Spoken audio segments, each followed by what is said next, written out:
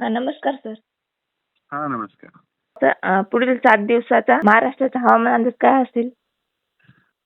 आज आहे 4 जुलै 2026. आज रात्रीच्याला म्हणजे खूप ठिकाणी रात्रभर पुन्हा रिमझिम रिमझिम पाऊस राहील सुरू. पण काय होईल मुंबईला ना 5, 6, 7 आणि 8 1000 मिलीमीटर पाऊस पडेल आणखी मुंबई. बरं. आणि त्याच्यामुळे तिकडे पाऊस पडल्यामुळे घाटमाथा कोकणपट्टी सगळीकडे पाऊस पडणार. त्याच्यामुळे महाराष्ट्रभर काय होईल 7 तारखेपर्यंत सगळीकडेच राज्यभर असा पाऊस राहील. पण जास्त पाऊस मुंबई, पुणे, नाशिक, उत्तर महाराष्ट्र ओके. आणि आपल्या मराठवाड्यामध्ये परभणी, लातूर, बीड, धाराशिव, जालना, संभाजीनगर, हिंगोली, नांदेड इकडे देखील पाऊस राहील. पण चांगला पडेल. इकडे देखील ओढे नाले वाहतील, रानातून पाणी बाहेर निघेल एक दिवस. Okay sir. आणि पण मुंबईला मात्र खूपच पडेल आणखीन 7 तारखेमध्ये 1000 मिलीमीटर पाऊस पडेल आणखीन.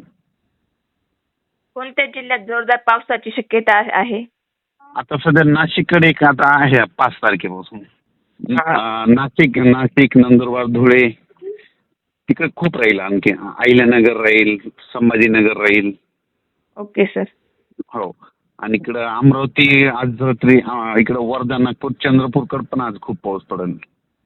ज्या शेतकऱ्यांची पेरणी झाली नाही त्यांनी काय करावे? ज्या शेतकऱ्याची पेरणी नाही झाली त्यांनी आता 7 तारखेपर्यंत आणखीन राज्यभर पाऊस पडणार आहे. तर याच्यामध्ये जमिनीमध्ये ओल गेल्याच्या नंतर पेरणी करायला काही हरकत नाही.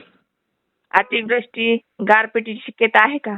गारपीट नाही होणार, नुसतं पाऊस पडेल जास्त. Okay sir. तुमच्या अंदाजानुसार शेतकऱ्यांनी कोणती काळजी घ्यावी? सध्या मग हे जे पाऊस आहे ना मग पुण्याकडे एक जास्त राहील, अहिल्यानगरकडे राहील, नाशिक जिल्ह्यात राहील. मग काय होईल नदीकाठचे जे शेतकरी आहेत आणि त्यांची जे पाळीव प्राणी असतात जनावर आहेत तर त्यांनी मग हे 4-5 दिवस जरा सुरक्षिततेची काळजी घ्यायची. Okay sir. ही माहिती मी शेतकऱ्यापर्यंत पोहोचेल सर मग. चालतंय. धन्यवाद. हां.